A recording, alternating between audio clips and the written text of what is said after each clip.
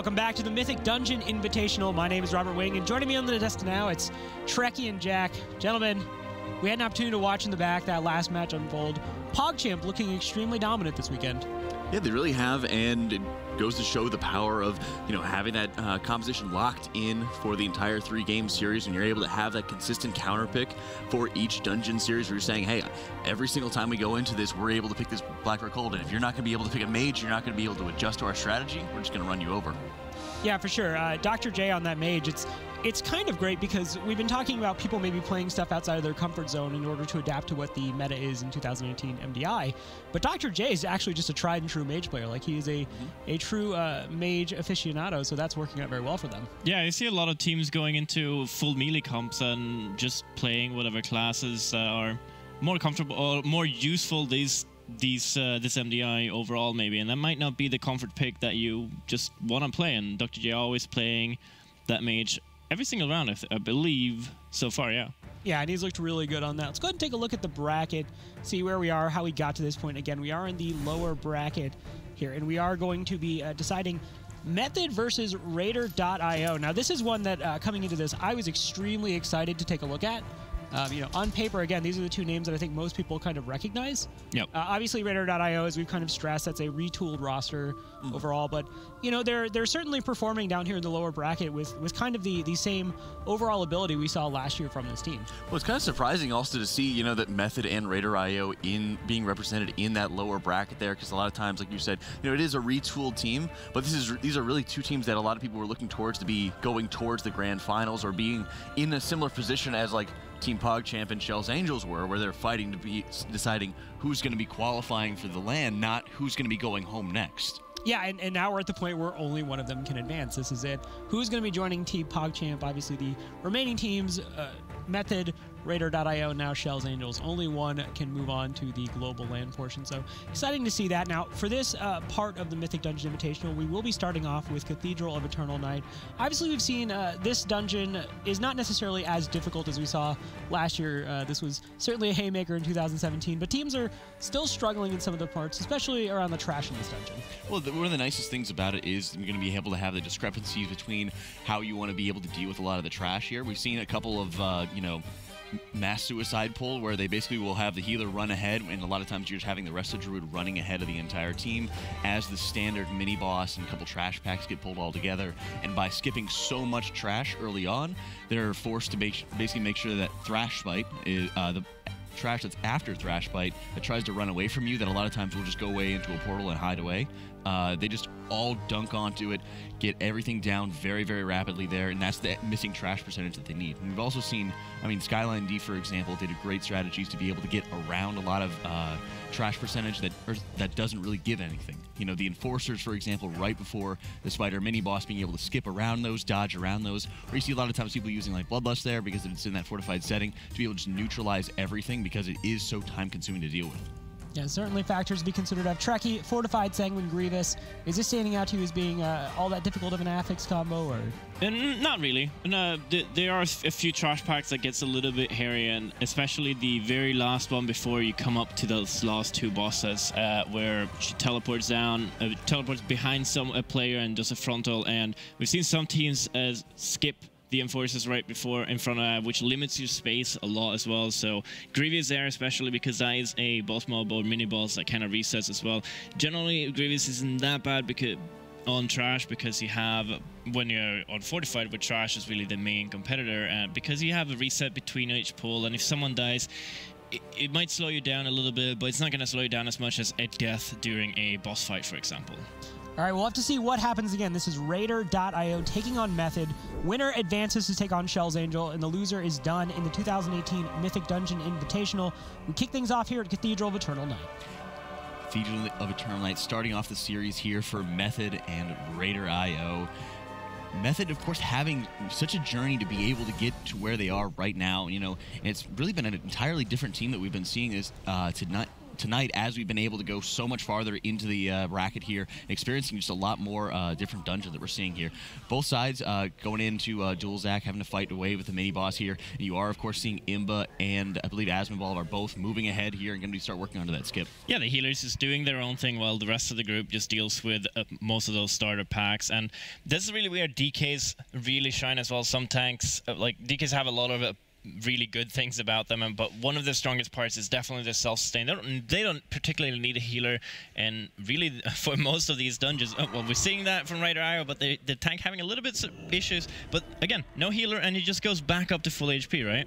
And that is one of the biggest strengths there. They don't really need a healer. Usually, actually, especially with Grievous, it's the rest of the group that needs the healing. Well, and the nice thing about it is that there is so much avoidable damage that's going to be going on. You have to watch out for, of course, those Fel strikes that will be leaving the ppath of Fel goo behind them and dealing a ton of damage to anybody who actually gets affected by it. You do always have to watch out for, of course, the shadow volley that goes out from Duelzak, leaving in the huge void zones here. But at this point, they've basically got all the trash done, so they just kind of run into these extra mobs and die from it. And now they're waiting for their respective Holy Paladins to actually be able to res everybody. You saw Asmonball, for example, going down because he needs to make sure that he's able to get around those extra trash packs. So he runs through the mobs and he actually just drops a pylon for himself. That way he's able to get his res up, and then they both kind of go into the position for the mass res here. The big difference here is that Method decided to actually kill the big mini-boss as well. Well, Raider IO just didn't ignore they don't care about those 3%, and we've seen that in the past as well. Some teams choosing to kill it, some teams choosing not to do it.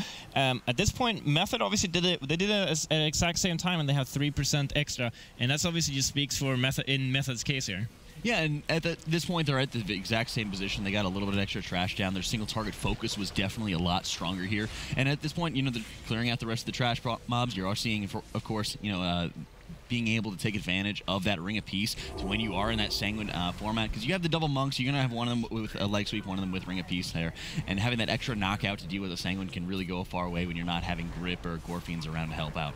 Yeah, and it's going to be coming down a little bit here as well, and especially that Ring of Peace is going to be so useful here on these ads that are trying to run into you. And I'm not sure if Jinja is running with that Ring of Peace. I'm not sure if we've seen it yet, but he might be running leg sweep instead, just because they want to have one of those. It's very useful. It's the best AoE stun there. Actually, we see the Ring of Peace come out there just because of those lashes that are going to come to you slowly and then explode. You just don't have to deal with it. Everyone stacks in the Ring of Peace and you just AoE cleave it passively. Yeah, and when you already have, for example, Frank to be able to have his Chaos Nova there on the side of Method, you already have that group-wide stun. Braggy, of course, can get his, I believe it's in his Infernal to get that quicker 2-second stun there. So you already have a couple group-wide stuns, so you might as well get a little bit more ad control going on, especially because Sanguine can be such a pain to deal with there. So he's dropping his Ring of Peace to keep the Succulent Lasher away from the tank, because as you know, it just deals so much extra damage to the tank that you really want to be able to avoid. Yeah, because unless you actually mass grip them away, you don't really have any other way of displacing them. So the Ring of Peace really comes into play, and I love seeing it in dungeons, even though the leg sweep definitely has its uses as well. But right now, Method having a lot more single target DPS, managed to getting the boss down a little bit faster here, 10% of a lead. They did pull it a little bit earlier as well, while Raider IO just pulled a little bit later and had the extra adds. They also made sure that, yeah, like I was about to say, they were going to put in all the extra adds in with the boss there, and making sure that they're able to continue having that little bit extra cleave damage there, going on for as long as possible there. So that's one of the nice things you see out of Method constantly is, when they're not afraid to be able to pull a little bit extra trash into the boss, they're already pre-positioning themselves so that way they're going to be near the door and immediately start running on to the next objective there. And it's always important to note, this is going to be the start of their first checkpoint, and one of the things is after this point, they're all going to be rezzing there. Before, one of the risky things about this is if they messed up any of those pulls, if either team messed up those pulls, they're starting right back at the start of the instance there. I was just about to say, we're going to have to see here. They don't have a rogue. Neither of the teams have a rogue here, so they're going to be at the mercy of the patrol here. And because they started the pack at the same time, really the lead Method had there, it was just negated completely by that patrol having to wait for those to separate, and Raider IO just being neck and neck here right even with killing that boss, as we can see on the screen, like 12 seconds later. Yeah, but it's going to be a razor-thin lead there, if any. And at this point, they're making sure they're going to get all of the mobs in together. A lot of times you'll see there will not be the Gore Fiends for these imps that are coming up right here. Instead, they're going to kind of save it for the larger pull that'll be right before Thrash Bite here. I might be looking to see them pulling everything into that mini-boss there to be able to get as much damage out as possible. So you're going to be looking to have a lot more stress on the healer if you're going to go into Fortified Sanguine Grievous there, of making sure not only that you're going to be able to get all these mobs down, keeping the mini-boss out of the Sanguine format, but also that your healer is going to be able to heal through a lot of the extra I-beam damage that's going to be coming out. Yep, Method doing exactly the pull you were talking about. Radar IO instead going up a little bit on the stairs while killing those imps and pulling them down as well. Radar IO have a death as well. I'm not quite sure. I don't think that was intentional, but they're standing is still around right now, so we're waiting a little bit for that. Method now having to deal with his Sanguine. This is a really big issue that we've seen other teams struggle with. We see the Ring of Peace actually coming down there as well, not knocking anything up, but these Worm Tongues doesn't really always want to move. Yeah, and that was one of the nice things, is how early that Ring of Peace came out, because it was when the mini-boss started his AoE pulse, right? So you have the Fell Beams, the Fell Gazes there that'll hit the one targeted location, but you'll also have, every 20 seconds or so that there will be just the Blinding Gaze followed up by the very huge damage out of the Focus Destruction there, and at that point the boss is not going to move, so Gingy, great play there to make sure he had the Ring of Peace down early to be able to knock everything away for that Focus Destruction, knocking the mobs away, because of course the boss, or that mini-boss, would not be moving. Yeah, if something dies on her, it's basically GG, as it's going to take like heal back up to full. But right now, Method being a little bit ahead, they're going to kill it slightly ahead, but they did one big pull while Radar did two smaller pulls instead, and it's kind of looking like it's very even here. Method being a little bit ahead, they just about spawning the boss there and pulling him right away as he gets activated. Yep, and then Thrash Bite, the brother of Smash Bite, that we've been seeing quite a bit today in Blackrock Hold here.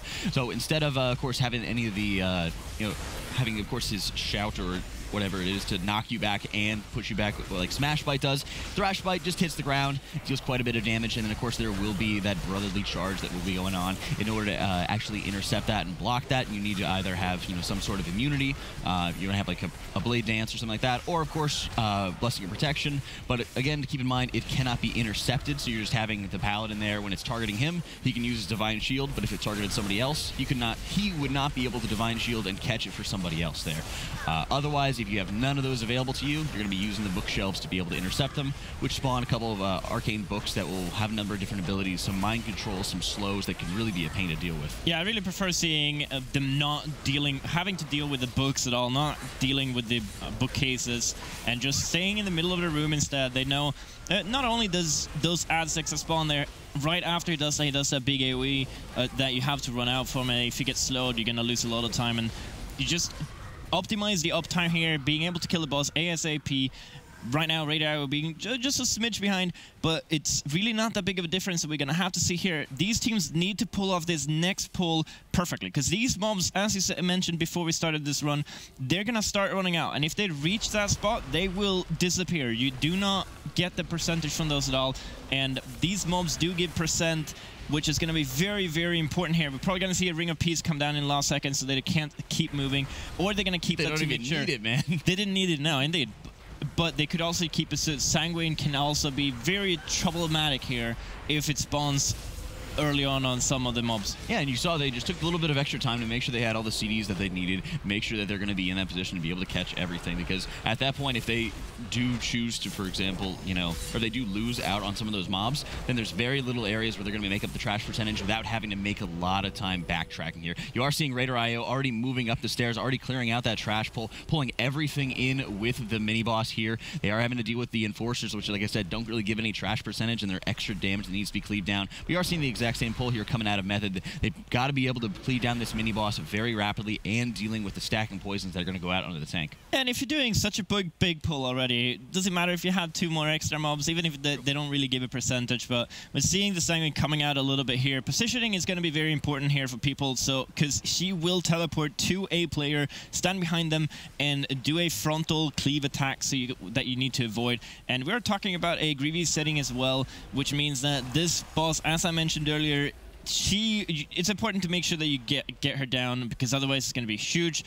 time waste as she will reset, and it's still going to be, you're going to have to deal with her alone, basically, at that point. Yeah, and she always constantly is going to be spawning a couple more spiders that will be putting up these very, very nasty dots. You're seeing now, of course, deploying his AMS to make sure that he's able to avoid a lot of the stacking dots that are going out there. Thankfully, there's a lot of monks on both sides to be able to help with some of the poison dispels if Imba or Asmonball do end up falling a little bit behind with it. It also is nice to be able to have those extra little dispels in case other players are getting hit, because the second one of those spiders hits somebody, they are applying that dot, and it is very nasty. But you're seeing Raider.io already clearing out all of the spiders, dealing with the mini boss. You are seeing Asmonball moving upstairs to start the RP before the first boss. Yeah, both on this pack and the pack with the imps that are trying to run away, Raider.io did a lot cleaner. A lot faster, a lot cleaner, just done with it a lot faster. Has gained all the ground here and now, are by far definitely ahead of Method right now. They have used their Bloodlust, or they have it on cooldown still though, while Method still has it available for these bosses later on. So obviously if you're watching as well, if you're 95 and 96% trash, these are going to be going back to 100% because between these two bosses they're going to spawn a few of these bat wings that you have to just kill off. I remember that there's something with wings in their name, and they're bats, so. Yeah, but you're seeing, Domitrax is the first boss of this platform. Here's the third boss in the instance. You will periodically be spawning 2 portals at a time here. He's already spawned that one at 90%, and you will spawn another one, I believe it is, at 50%. So it's very important to make sure you're getting those down quickly. The first portals are going to be spawning little imps, and overall, they're pretty easy to be able to cleave down. You will have that Aegis in the center of the room to be able to dodge his destruction cast and be able to actually mitigate that. Also important to note that when you're in that shield, you will deal less damage, take less damage, and deal less healing. So as a healer, when you're trying to get in there and make sure you get everybody topped off, make sure you're stepping out before you're casting any other healing abilities to make sure people are in that safe area.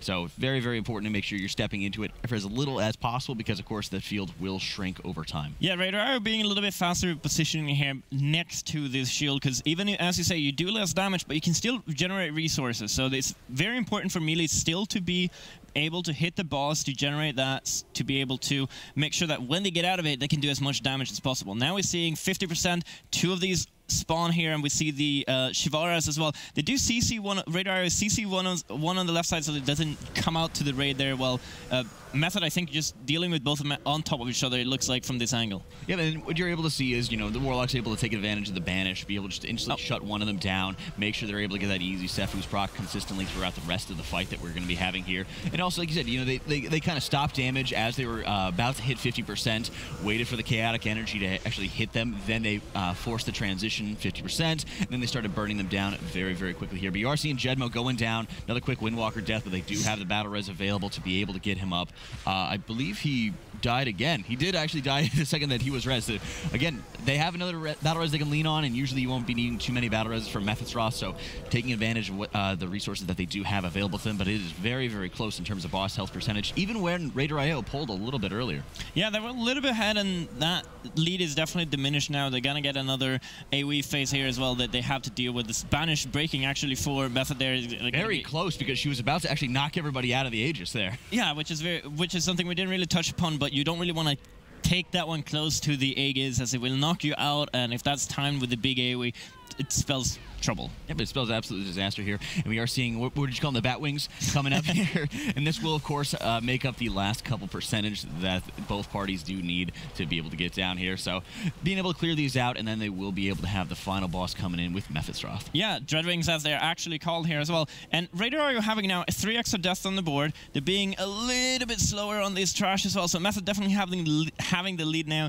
It's going to be interesting. Those 3 deaths, 15 seconds going to come into play, because we haven't seen too much of a difference in terms of raw boss damage between these two teams. Yeah, and at this point, like you said, it's another game that's going to be coming down to a couple percent. It's also that 15-second disadvantage that Raider.io does have right now with the 3 extra deaths here. So at this point, Mephithroth is really just going to be a hard focus on making sure you're able to keep everybody, keep ahead of the other team. One disadvantage that Method does actually have is they only have 1 player that is counted as ranged. The Holy Paladin is counted as a melee, so what will happen is you will have, of course, the Paladin being selected. Actually, sorry, both teams do have this situation. I apologize. You will have some of your melee getting chosen with, it's not always going to be the Paladins, but if you had like a Resto Druid and the Warlock, it would always choose those 2 players, of course, for the Spires to be spawning onto them. So, 2 Spires will spawn out there. You have to make sure that you're running them away from other people here, and a large Spire will spawn, dealing a lot of damage to both groups. So at this point, it's not too big of a deal because both teams are affected by it, but at this point, they're going to be entering into the shield phase and protecting Illidan.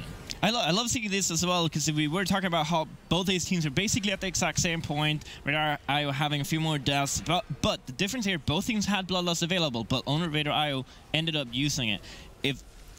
Could that be because they had offset cooldown, they didn't have the cooldowns ready on the pulls, so they chose to, like, well, let's wait for it for the second time around. He does stay around for a little bit longer at that time, but he does stay before he goes into this phase, as we see for Radar IO right now, where he's these shadowy apparitions that are trying to shoot down Illidan with these purple balls. Before he goes in there, he's just only DPSable for a little bit amount of time. Radar obviously having more DPS there, pulling out at 40%, having used their Bloodlust, and Method now using the Bloodlust, so they should be able to finish this off faster, even if it's a little bit higher right now, 30-30 right now. Radar having a little bit more DPS right now. But at this point, it's all about, you know, the extra 15 seconds, those extra 3 deaths here. They could kill it at the exact same time. They could kill it a couple seconds later here. But at this point, Method, 19% left onto the boss. It's very, very close in line with Radar IO. Lust is just falling off. I mean, Radar IO would basically have to kill it right now, and then Method would still Method would still be able to win this series out. So Method, 4% left on Memphis Roth. Game 1 of this second round of the loser bracket going to Team Method. Look at how close that matchup was. I think this is, again, what we were all kind of expecting. Maybe we thought we'd see this in the grand finals at the beginning of this tournament, but look how close this was. The margin for error is absolutely infinitesimal between these two teams, and Method does end up finishing the boss there at the end, just a second beforehand, but again, Radar.io had those 3 deaths. It would have amounted to an extra 15 seconds, so I think this is a pretty good preview of what we're in for with this series. Yeah, and especially at this point when you're able to see, you know, 2 deaths going out on Dominatrax onto the same Windwalker, where he was in such a big hurry to be able to get the res off. He reses right into one of the cleaves by the boss and just instantly goes down, right? And it really goes to show, you know, when you have so few deaths you can really afford to have, when you had to get that skip to be able to get around a lot of the extra trash there, you know, there are some that you are already chalking up to your investment getting in there, those 5 deaths that both sides really had there. But anything else other than that is just going to spell disaster for your team. Yeah, there's like 3 extra, which they didn't plan for. Method only had 5 deaths, and there was all of those were planned. For the skip, yeah. I want to point something out here looking at the compositions. Blackrock Hold is still in the map pool. Neither of these teams brought mages. Now, they both have a Warlock. Arcway is in the map pool, but, I mean, to not bring mage at this point, again, you don't know what your opponent's bringing. You just kind of say, this is what we're going to play. Neither team bringing mage with Blackrock Hold, which up until this point in the tournament has been, you know, such a major narrative. I mean, what do you guys make of that? Is that just one of those things where you say, we're just going to play what we play better, we're going to win first and third?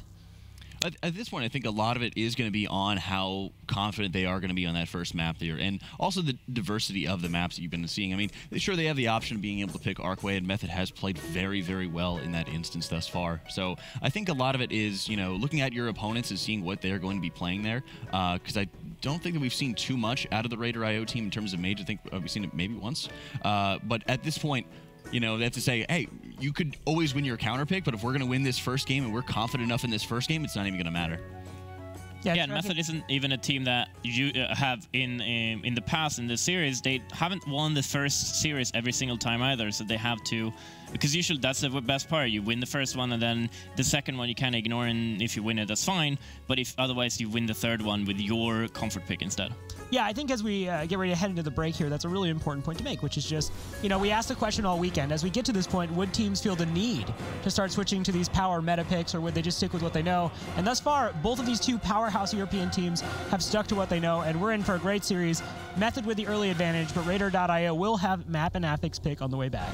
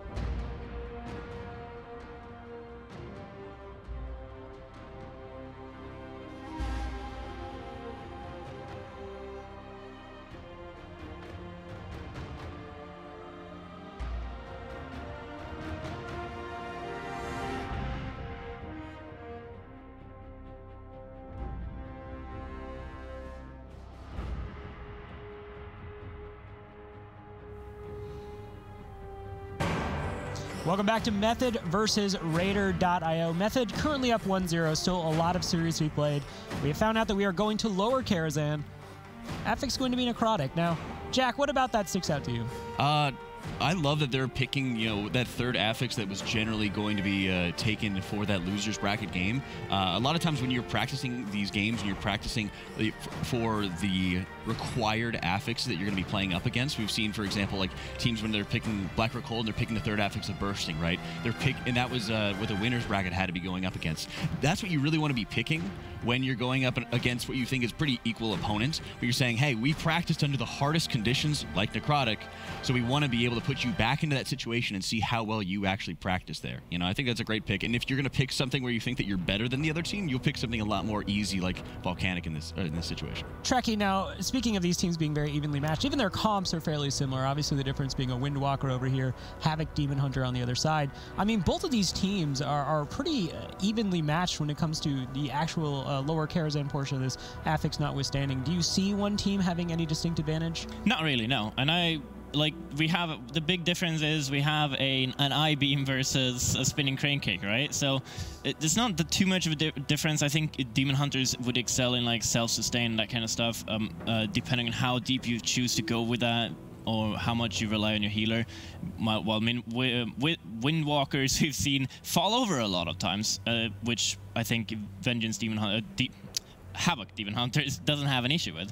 Yeah, I was going to say with Radons, I mean, the speed at which you get your meme beams back, that is certainly a consideration point.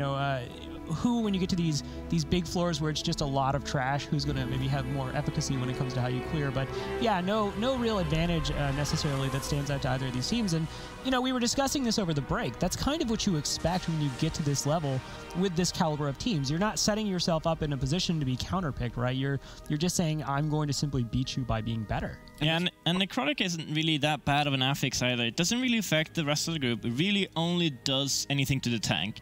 And a lot of these pulls is really big pulls. You grip them all in, you stun, you slow and root them, or maybe not root, but you stun and slow them, and then you start kiting them.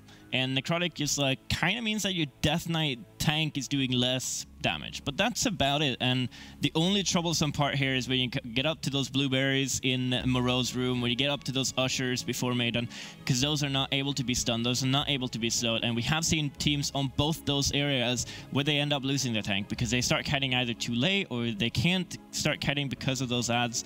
And we're gonna have to see if that's gonna be an issue for them. Yeah, I mean, that is something, you bring up an excellent point. Up to this actual point in the tournament, when we've seen teams on lower Karazhan, that's where the teams who, again, we've talked about how good they all are, have really kind of actually had struggles and kind of slip-ups is getting to that specific trash near Maiden of Virtue, near Morose, where they're unable to really do too much to actually interact with the trash short of killing it, and it's kind of come to, bite them in the butt. Yeah, and we saw, for example, out of, I believe it was Team Infinite, when they went up against Method going into lower Karazhan, where they actually had a lot of trouble, like Trekkie was talking about, where dealing with a lot of those arcane anomalies and being able to actually deal with the necrotic stacks that were coming out. So when you, for example, Lapon going down right in the middle of Morose's room, that was kind of what sunk their chances, or what solidified that their chances were kind of done against Method, because Method's pathing throughout the instance was so strong, and they were avoiding a lot of situations that would put them in danger. So at this point, it is very hard to be able to have a counter pick against your opponents, because the meta has really just kind of coalesced with EU, where everyone's kind of running these similar compositions a lot of times together.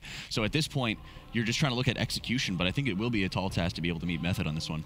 Yeah, speaking of Method, when they were last on this map, you kind of touched on it a little bit. They did take a somewhat unique path. It's not necessarily, like I said earlier, anything that reinvents the wheel per se, but it isn't something we've seen a whole lot of in this tournament. Do you think Raider.io watching this, Trekkie, are you expecting them to maybe adapt to this approach, or do you think they're more kind of do the tried and true where they end on the drop into Adamant and that big pull? I don't think they're gonna change much up, because they've seen how Method does it, and they might look at it and it's like, well, that might be a little bit advantageous, but if they haven't practiced just that route, which I'm fairly certain that they have practiced, but they probably feel more comfortable with the more standard route with doing Maiden first and then down to Morose, and I don't think they're gonna swap it out just because the competition is doing it. Jack? At this point, when you're practicing so much and you're pulling in the third affix that you would have to practice for when you're in that losers round with Necrotic. You know, I don't see them actually going and changing their strategy at all. They're saying we're going to do the exact same thing we've always been practicing. We're just going to do it better than your opponents. And also keep in mind, I believe it was Method did not pull everything in. They actually cleared out some of the burning brands from the smiths first in Admin's room, and then actually got all the other horses out of the stables and onto Admin before they grouped it up together. Whereas, like you're saying, Raider.io was a lot more aggressive, getting everything on top of each other there. Yeah, that last pull on Adamant that we've seen these teams do, it hasn't been a sure thing. If anything, there's been kind of varying degrees of success over the course of the weekend. You know, is that a pull that you guys generally like to see when you're doing this on live, or?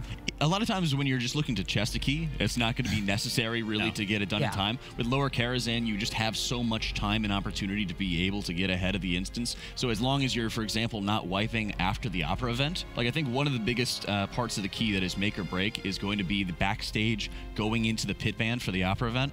A lot of times you'll see people just kind of break it into two when you're going through that instance just to chest the key. But when you're playing, you know, for speed, when you're playing to min-max, you need to be able to pull the backstage down into the pit band to allow the spotlight buffs to really go out and go crazy. So whenever you get the mass stun out, you're able to just nuke everything. Then you start seeing the final curtains going out as the backstage members are dying, which just releases a little AoE out onto the floor of where they die. And that's where you see everyone kind of spreading out and getting out of any of the little spotlights there. I love seeing the pathing after Morose where they go Invis Potion, goes through the kitchen, and then everyone just Avalanche Potion where they jump down to Morose to avoid taking damage so they can stay Invis for a few more seconds. And then they just pull Adamant, and just all the track comes to them, they just use everything, and everything's just dead. Yeah, it certainly is very fun to watch, I will say. But we are ready to hop into this game finally. We're going to go ahead and get this started again. This is lower Karazhan. Necrotic Affix was selected, so Raider.io have to win this to stay in the tournament. If they do not, this is the end of their run, and Method advances to take on Shell's Angels. It is their map pick, so I'm hoping that they might feel a lot more comfortable than on this than Method is, but we haven't seen anything to really make that happen. Well, and I think one of the biggest things is it's tough when you're going through this, and as how many games both teams have been playing in order to stay alive in this tournament. I think it's very difficult to be able to have, you know, definitive saying, oh, we're always going to be better with this map, or, you know, they haven't played this map before, let's see if we're able to kind of cut across them and win. And it's so difficult when I think you're getting deeper into this bracket, because Method continues to show that when they're actually able to play longer maps, when they're actually able to play more diverse set of maps rather than just the first round series, that they're going to be shining here. Yeah, I'm just really looking at how the Paladins are doing. Basically, exact same thing. We've seen this earlier on as well. They just basically go all the way down, Invis Potion, get through all that trash, start their RP, and then they're going to sit there, wait for the rest of the group to finish to come with everything down there and just start AoEing it all. And I believe Raider is still on the upper floor, taking 2 packs one by one while they wait for the healer, and Method is just going there. They've gone all the way, they've pulled everything, and now they met up with the healer as well, and they're just trying to kill everything. Yeah, and because you have so much time left available to you before the Opera event actually starts here, you know, as long as you're getting everything down before the Opera event starts, it really shouldn't matter too much of how aggressive that you want to be there. You know, at this point, you know, both of them are going to be able to get it down. Method has just gotten all of theirs down because, like you said, they combined them in together. But they still have a little bit of a waiting period before the Opera event actually opens up, and we will be having that Beauty and the Beast scenario. Yeah, that's going to be the restricting factor. So both these teams are just going to sit here for a little bit, and I kind of like Raider.io's approach there, doing it in 2, a little bit safer pulls, while Method doing everything in 1, which could spell disaster if you have someone end up dying. But both these teams have done this so many times that they just do what they do. Yeah, and that's one of the things you want to see, is you want to be able to see that confidence going into this event. Now, again, like I said, it's normalized of the Opera event. Usually it's a weekly switch on live servers, but for the Mythic Dungeon Invitational, it is always going to be this Beauty and the Beast scenario. So you have 4 different kitchen appliances that are going to be going on. First, you have Mrs. Cauldrons, which both teams are taking down very rapidly here. That has the soup spray, just a single target nuke that deals quite a bit of damage. Instantly taking that one out. After that, they're going to be moving on to Bablet, which is the broom that will be chasing and will be fixating and chasing one target at a time. If they touch the fire that is placed down by Luminor, it will give them a very huge buff that will just increase its speed, and it will cause, like you're seeing there, the Warlock just running for his life to be able to kind of stay away from Bablet. Burning rush, just keep running. But yeah, a Method having a little bit faster DPS there, being able to kill that mini-boss a little bit faster than Raider.io, having to move a little bit too much. I think because it was fixating on the Warlock, he wasn't able to do as much damage at all, so that might have been a little bit part of it as well. Now they're going on to Lumiere, and we see both of these rooms basically being filled with fire. We saw a team earlier choosing to kill him first and not have to deal with all this fire, but if you step out of it, you interrupt the heat wave that he does every now and then, you should be relatively fine not having to deal with him early on. Yeah, and that's usually just kind of the different scenarios that you're kind of seeing there. Is, there's always the trade-offs of saying, oh, we will have a lot more fire and a lot more area denial going to be around in our room if we choose to, leave him up. But if we choose to be killing him first, then we have to be spending a lot more time focusing on kicks for Mrs. Cauldrons. We have to spend a lot more time for our Warlock, for our other DPSers to actually kite out Bablet here. So there's always going to be those big disadvantages. There's always going to be, the trade-offs that you're going to get with that. But I like that both of them are taking down Cauldrons because it does definitely take a lot of stress off of the team in the process. As a Warlock, there's no reason to turn off your Burning Rush. Just keep it on at all times. Trust your healer to keep you alive, even though they sometimes say they hate it. But you also see the Ring of Peace there going down, and that's just to keep those ads off. Those ads that Cauldron do end up spawning, they do put up necrotic as well, so they can get a little bit dicey there for the tank if you can't reset all the time. You can reset very easily with the DK if you're running the cloak every 45 seconds, but you might not be able to do that often enough, and if you have an ad that spawns extra mobs, you might want to clear them more often than that. Yep, and you're seeing, of course, Method taking down, the Opera event first.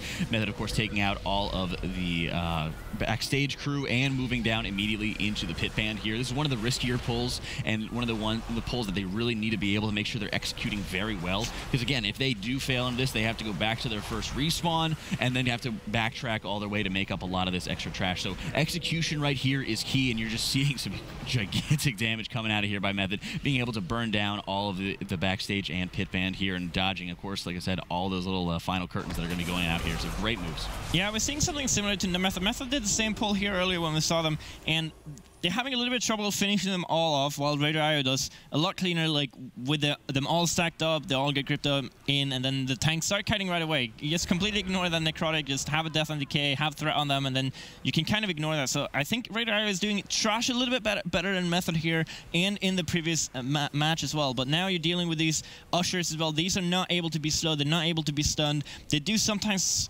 pause when they cast that flashlight, and that's going to be a very important mechanic to deal with. Yeah, and at this point, Method definitely needs to make up for that lost ground, like you said, because Raider IO has been performing just a little bit better with them than Method has on Trash. So at this point, they're pulling in all those extra ushers to be able to deal with them. They're getting everything in together, blocking it out with that Ring of Peace, having Darkness go down to help avoid a lot of the flashlights, like you were mentioning, to be able to dodge so much extra damage here. So really good moves there, taking out a lot of the ushers, being able to clear all of them out with the Trash, but they're still just a little bit behind here as Raider IO is just moving on and getting themselves ready to deal with the Maiden's Room and all the extra trash that comes with it. Yep, we see this guy's Stealth Potion. The DK tank is just running all the way. He's trying to get all the way here, getting all that trash together. There's going to be mass grip, there's going to be stuns, there's going to start kiting. It's basically what we've seen all this time around as well, like especially against Necrotic. They have Raider having a monk go down, something we've also seen a lot in this tournament. Windwalkers just doesn't have that cheat death as a rogue has, and there we go, dying again and also losing the Warlock. Yeah, and as you're seeing, you're actually a little diversion from the usual strategy that Method had employed last time around. They are opting, of course, to go to Maiden immediately. Previously, I mean, it may have also been that we're now on a 23 instead of that 22 that I believe they were on last time. Where now, at this point, they're just pulling all the way up to Maiden's Room, following the exact same strategy that Raider IO is, and they have to be very careful not to follow suit with Raider IO and all the deaths that they are accumulating up right now. Raider IO got another death there, and the DK is probably going to go down as well. That's a necrotic problem. They're running out of steam. They're having a full team wipe here on the Trash towards Maiden, just because they lost a player, they lost another player, they were running out of steam. Those mobs are dangerous.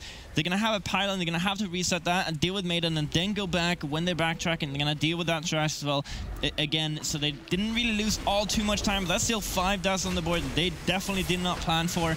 And when you're doing those big pulls and you pull everything, you want to deal with the ASAP, but if you start running out of steam, you're going to face trouble. Yeah, and you're seeing, Method doing a very excellent job being able to clear out all of that trash. They did have one death, but they were quickly able to get the battle res to deal with that as they're engaging with the Maiden of Virtue here. Important to watch for the positioning, as you're seeing, you're making 4 different points around the boss that everyone's going to be standing at. Maiden of Virtue will, of course, cast that single target nuke that will be going out onto one player, but can also chain off to other players if they're standing nearby. So it's very important to have a couple yards distance, about 3 or 4 yards between every other person, just to make sure, because the first hit isn't going to deal too much damage to the primary target, but anytime that it's going to to be chaining to somebody else. It will be dealing huge damage and might be threatening that one shot. Yeah, even in a non-tyrannical setting, it's going to do. It's a 23. It's important to respect that as well, even if you don't have any affixes. Like these mobs and bosses just does so much damage at this level, and we're going to see the Repentance come out on Method's time here already now, and the DK is just going to deal with it with the AMS, and the other DPSs are going to have to get that debuff while the healer just kind of deals with a bubble after bubble. Yeah, and I like seeing Imba, for example, being able to use his Blessing of Sacrifice there on somebody else to kind of reduce the damage there, and that way he also doesn't have to worry about taking any kind of dot damage from the Repentance. So in that way, he's just able to still take damage, break himself out of the Repentance, while also helping somebody else deal and mitigate with the damage a lot better. So I really like the strategy that Imba used there to make sure that he's able to avoid it. You also, for example, can just use, Bubble to be able to dodge it as well. What you're seeing out of Radar.io, they rezzed up, and they're also pulling, right up next to Method in terms of boss damage here. Yeah, they actually caught up here a lot, and they, as you said, they pulled up. Actually, this is a huge problem. We're a little bit slower behind, and they're going to have the DK almost dying here with Necrotic. We'll see if he ends up dying. He goes down as well. The Repentance is just about to come out there. So the boss was shielded. They couldn't actually finish the boss off.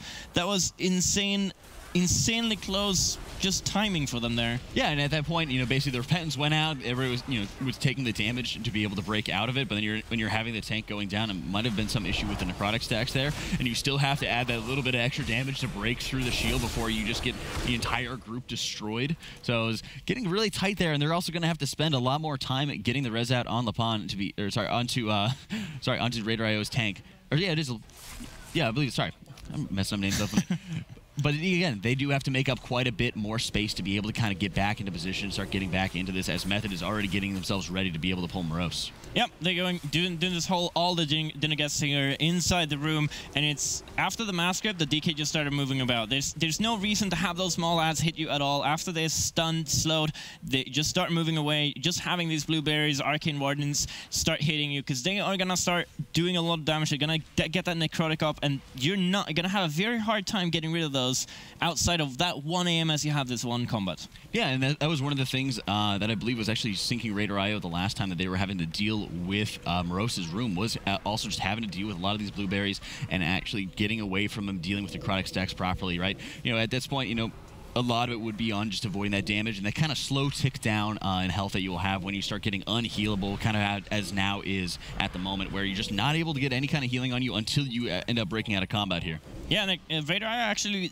looks like they're having a lot of issues with this necrotic affix in general, and almost having a little bit of that case as well. But now we're going into Method, going into Morose. They choose to not CC Dorothea and Crispin, just trying to make sure that they kill those earlier, killed those off first, as the other two that are left alive doesn't really do much. One throws a sword out at a ranged player that you can just kind of avoid, and the other one just kind of whirlwinds and follows a ranged player, or he jumps to a player and then follows him with a whirlwind, so that they are just gonna, when Morose is gonna release them, they're just gonna off-tank them.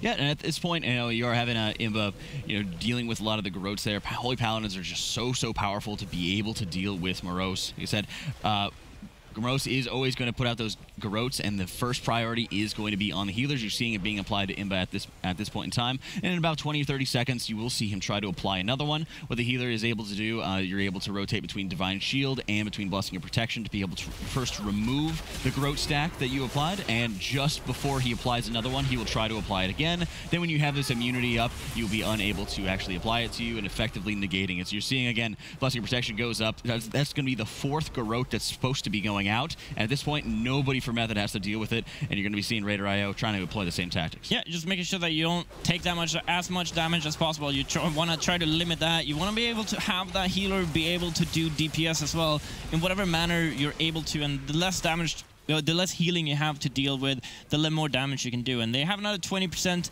to go on Morose here. The other ads, as I was talking before, they just kind of walk around. They have to dodge the whirlwind here after he leapt away on someone, and you just have the Warlock stand out there and just bait those fairy axes or swords, maybe?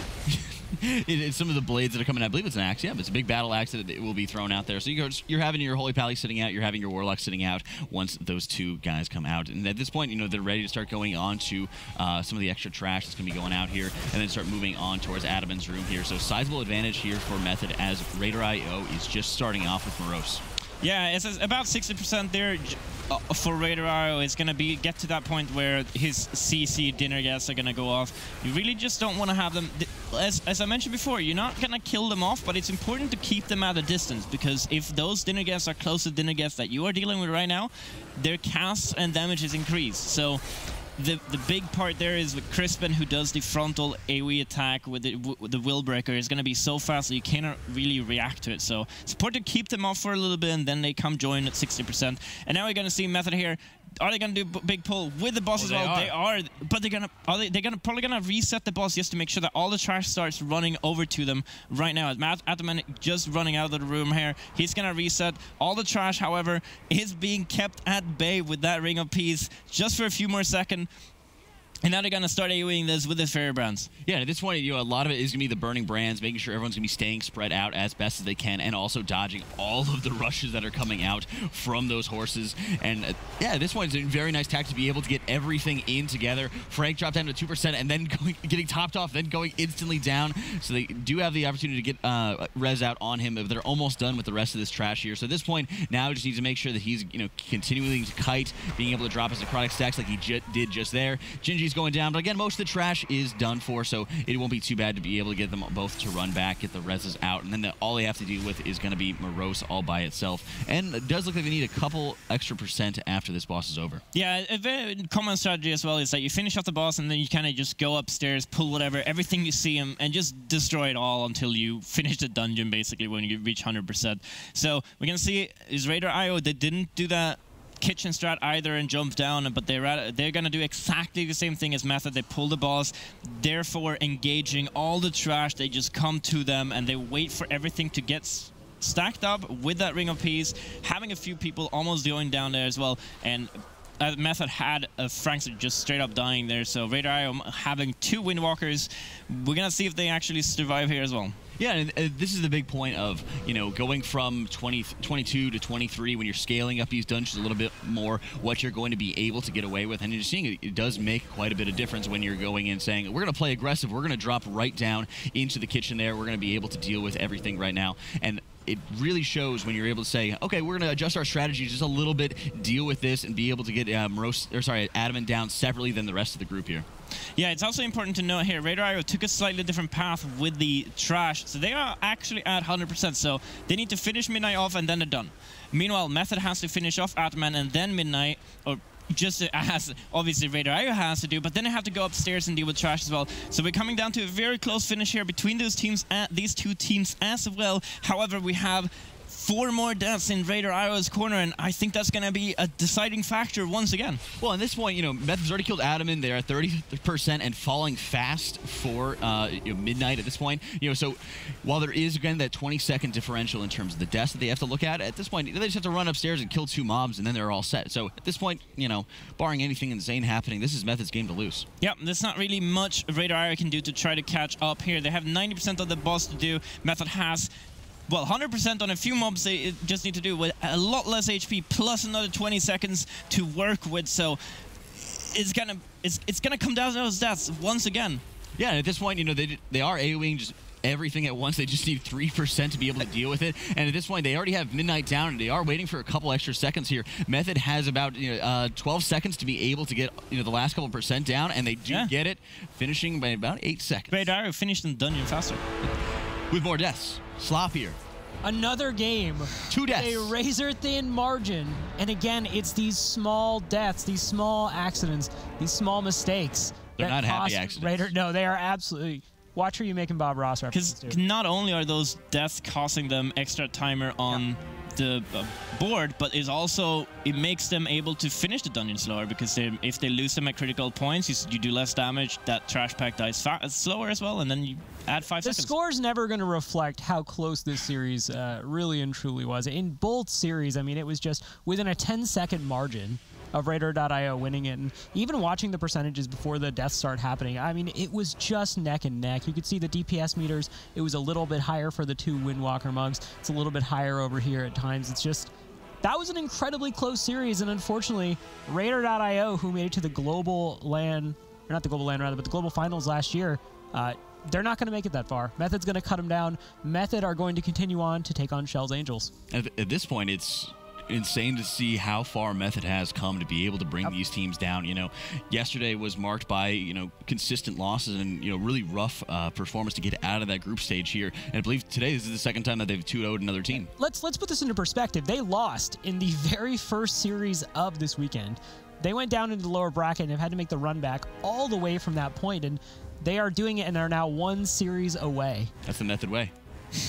A method to the madness, some would say. But Raider.io, absolutely a respectable performance. And again, they also went down in the very first round of this weekend and were having to claw their way back. Yeah, and I really like the series. I like the Karazhan as well, just because we've seen 22 Karazhans and we've seen teams do Adamant and all the trash. And we're seeing in this particular match, both teams respecting the 23, not pulling the boss and all the trash, and as we can see, which was a very wise decision, because when they started kiting, all those mobs were around 5-10%, started spreading out, and that would just not have worked if you had Atman there as well. And both teams did have at least 1 death when they did those trash pulls, right? You saw Frank and Gingy going down for Team Method, and you're also seeing just one of the Windwalkers going down on the side of Raider.io. So there was still that huge threat, even though they got everything in together the way that they wanted to. You know, just imagine if they had the boss, it would have just been cruising for a nice big wipe. No, and again, it's just worth noting, just a little, I guess, exclamation mark on this. The respect shown to the key level, to the affixes. What can they pull to still give themselves the advantage, to give themselves some hope of winning? Again, both these teams, I wish we had kind of seen them in the upper bracket more towards the grand finals, but Method is going to move on to take on Shell's Angels. We're heading to 24... Oof. Oof. We'll see you on the other side of this break.